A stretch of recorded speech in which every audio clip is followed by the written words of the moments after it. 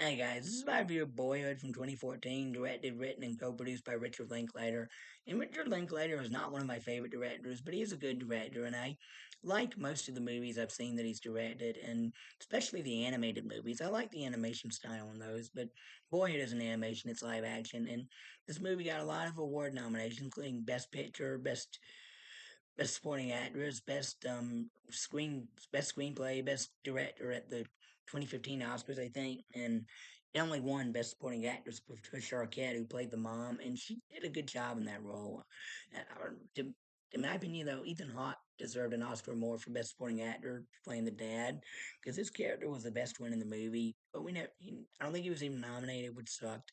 And Ellar Coltrane is good as the lead character, Mason, who's the boy who goes through what the title says, Boyhood, and it's Lorelai Linklater, Richard Linklater's daughter. She plays Samantha, the sister.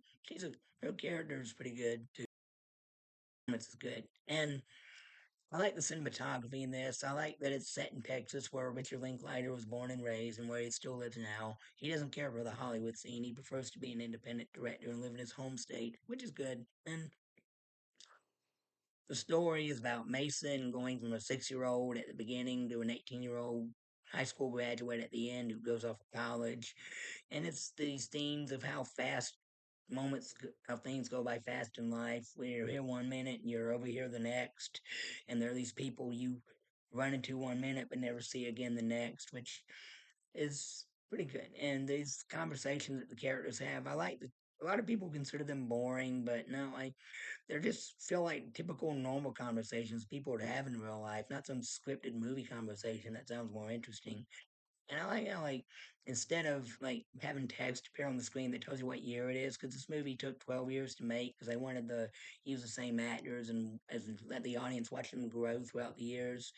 And like this scenes that are set in 2008, and in one of those scenes, like Mason, he says, "Hey, this summer I took my girlfriend to see The Dark Knight, Tropic Thunder, Pineapple Express," and she said they all sucked because those movies were popular in 2008. And I like the pop culture references, but they do get a little old at times. And the political references, or the political stuff going on during those years, I didn't care for those because politics suck. But and when Mason is in high school, of course they show him as a delinquent. Well, he's not a criminal, but well, he does do illegal stuff like underage drinking and partying and smokes pot and has premarital sex with his girlfriend. Not all high schoolers were like that, dude. Can we just have a movie where high schoolers don't like mess around and do bad stuff? Mind their parents' bags.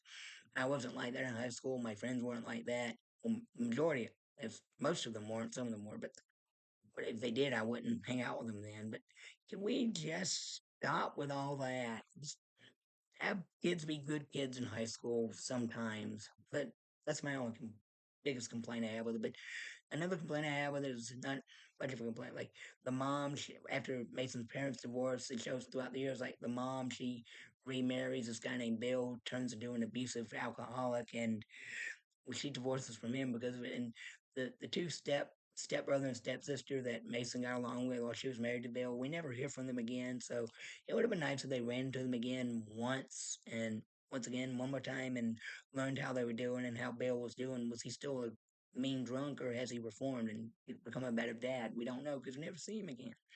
And I do like the actor they chose to play Bill, though. I remember he was on Walker, Texas Ranger for the first two seasons. He plays this criminal named Cobalt that was scared of Trevette. It was a funny character. But I do like that he's in this movie. And I also wish that Mason Sr. would have shown up when he was being abusive and just kicked his ass because he deserved it. But he never gets an ass beating, which I regret. They should have put that in there. And plus, he's the only villain in the movie, other than these random bullies that show up in one scene. And the dad, Mason Senior, played by Ethan Hawke. He's a good dad. He's not some deadbeat dad. He spends time with his kids and takes them out to eat and bowling and camping. And even when he remarries, he has a kid with his new wife. He still doesn't let that take him away from the two kids he had during his first marriage. And he's still on friendly terms with the mom, which is good because not all divorced parents are bitter towards each other. And I do like. I do like the way it ended with Mason going off to college and the last scene he had with his mom before he went, how she cried because she was overwhelmed about how time had gone by fast. That was really emotional, that scene right there. Well acted by Patricia Arquette. And oh no, this is a good movie, an epic masterpiece. I give it two thumbs up. All right, that's it for now. Thank you. God bless. Bye.